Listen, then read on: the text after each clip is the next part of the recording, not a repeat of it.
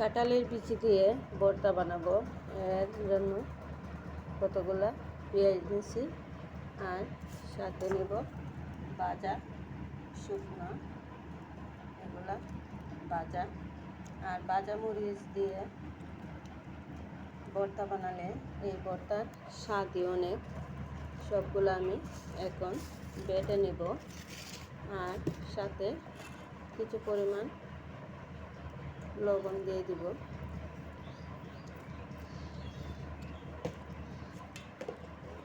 এখন সবগুলো একসাথে বেটে নেব।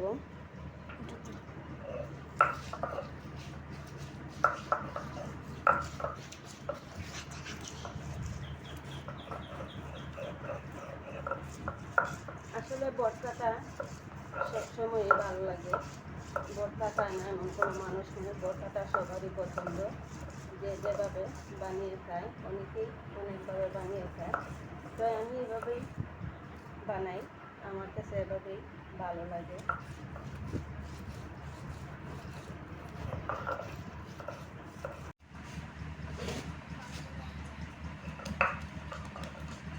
বিচিগুলো আমি একদম তেতো করে নিতেছি। বিচিগুলো আসলে ভাজার পরে অনেক সময় হয়ে গেছে, একদম ঠান্ডা হয়ে গেছে। ঠান্ডা হওয়ার কারণে বাটাবাটি করতে একটু কষ্টই হচ্ছে। তারপর আর কি, কষ্ট করলে তো খেতে হবে, আর কষ্ট না হলে তো স্বাদও মিলবে না। যে জিনিসটা বানাতে বেশি কষ্ট হয় সেই জিনিসটাই খেতে বেশি মজাও হয়। আর মজার জন্য তো আমরা সেইভাবে করতেই পারি। দুনিয়াটার মধ্যে সব কিছুই হচ্ছে মজার জন্য, আর মজা যদি না হয় তাহলে কোনো কিছুই আর শেষ থাকে না। তো ভর্তাটা একদম জর্জরা হয়ে গেছে, আর এরকমভাবে জর্জরা ভর্তা খেতেই বেশি ভালো লাগে। আমার ভর্তাটা একদম কমপ্লিট। তো এই ভর্তা দিয়ে 1 প্লেট ভাত যে কেউ অনায়াসেই খেতে পারবে।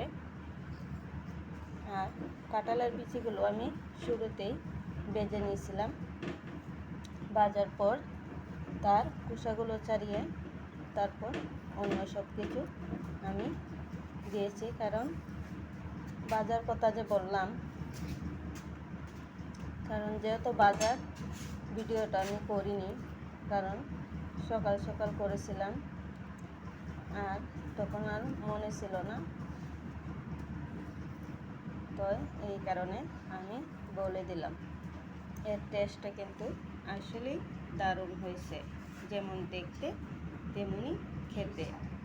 তাই আমার মতো কারা কারা এভাবে ভর্তা বানিয়ে খান, আর কাঁঠালের বীজের ভর্তা যারা যারা খেয়েছেন বা পছন্দ করেন অবশ্যই কমেন্টে বলে যাবেন।